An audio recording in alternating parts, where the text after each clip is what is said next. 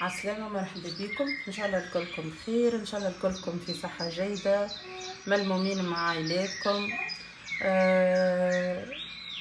حبيت اليوم نشارك معاكم وصفة باهية برشا برشا، وصفة مجربة، وصفة كلها قوة، تقوي المناعة ضد الكحة ضد البرودة. تقوي مناعة الصغار سيرتو اللي ما يحبوش ياكلوا بالكدا. حسيلو هذيا وصفة نودكم بها وان شاء الله تجربوها. به بالنسبة للمكونات، خذيت شوية جوزة المنافع متاعها غنية عن التعريف. خذيت شوية زريعة الكتان اللي هي باهية برشا برشا برشا للكحة ومعناها للبرودة وكل شيء. وخذيت معاكم بذور الشياء اللي هي غنية زادة عن التعريف. خذيت معاكم شوية زيت زيتونة، خذيت شوية رب الخروب ولا عسل الخروب. هذايا الكل منفعة، الكل منفعة لتقوية المناعة، للجهاز الهضمي، لتنظيم مستوى السكر في الدم. ادخلوا على الانترنت واقراوا عليه. وخذيت معاكم شوية بسيسة دياري بعثتها لي امي، ان شاء الله ربي يبارك فيها ويطول عمرها وربي يفضل امهاتكم الناس الكل. وتوا باش نتوكلوا على ربي. اول حاجه باش نعملوها بسم الله، باش نبداو نرحيو المكونات هذوكم. توا باش نبدا نرحي الجوزه. وصفه هايله نودكم بيها، ان شاء الله تجربوها. نرحيها ونرجع لكم. هذه الجوزه رحيناها، نرحي بقيه المكونات ونرجع لكم. اول حاجه اللي باش نرحيها باش نحطها خلطها مع البسيسه، نرحي الباقي ونرجع لكم ان شاء الله. باهي وتوا رحيت زرعة الكتان وبذور الشيا كيف تشوفوا، رحيتهم في مكانة أخرى باش ترحيهم لي معناها يكونوا بالطريقة هذه، يكونوا بودر أكثر. إذا كان كنتوا أول مرة تشاهدوني في القناة، نتمنى ربي يبارك لكم الناس الكل تشجعوني وتعملوا لي لايك وتضغطوا على الجرس باش يوصلكم أي فيديو جديد. تشتركوا عندي خاطر تقريبا 90% من المشاهدين متاعي ما همش مشتركين. نطلب منكم فضلا وليس امرا، ان شاء الله ربي يبارك لكم وربي يجازيكم كل خير. تفرحوني برشا تعملوا لي لايك للفيديو كي تتفرجوا لي في الفيديو متاعي وتشتركوا عندي. ربي يبارك لكم الناس الكل. باهي توا كيف شفتوا نقعد نحرك فيها.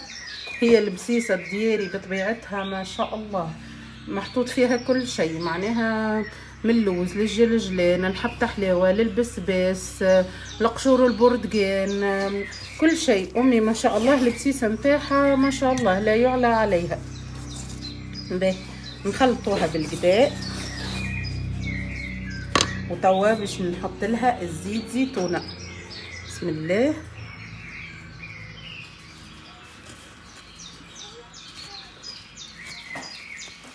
باهي زيت زيتونه نبدا نحطو عيني ميزاني. من احسن الحاجات اللي تحطهم في الخلطات هذوما هي الزيت زيتونه. نزيدها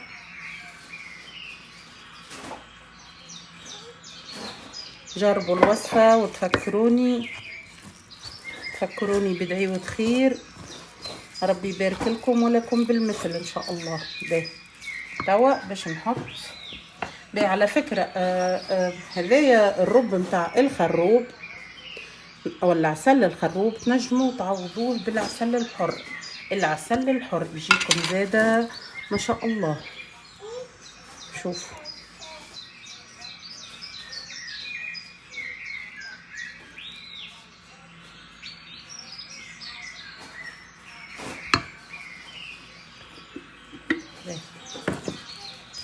نقعد نحرك فيها هكاكا راكم تشوفوا تقريبا ما شاء الله حضرت.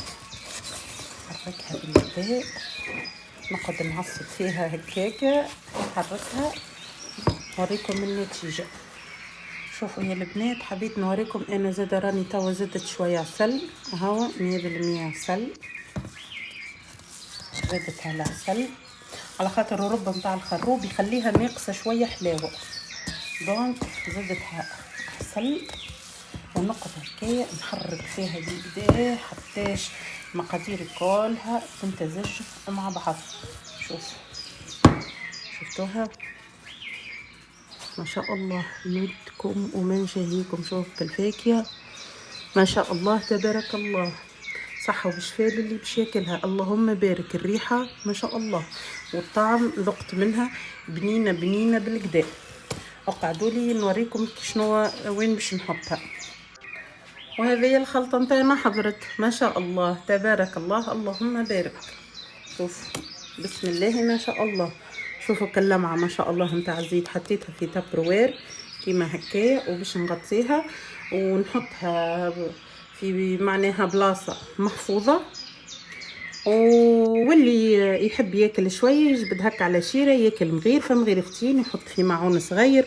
شوفوا ما شاء الله نودكم ومن شهيكم. زينتها بكعبات زوزه، تحب تخليها بلاش اعملها كيما تحب انتي. هذه وصفه وديتكم بيها لو خياتي، ان شاء الله تجربوها وان شاء الله تعجبكم. ما تنسونيش في دعوه خير ونقول لكم استناوني باذن الله في فيديو اخر وبسلامه.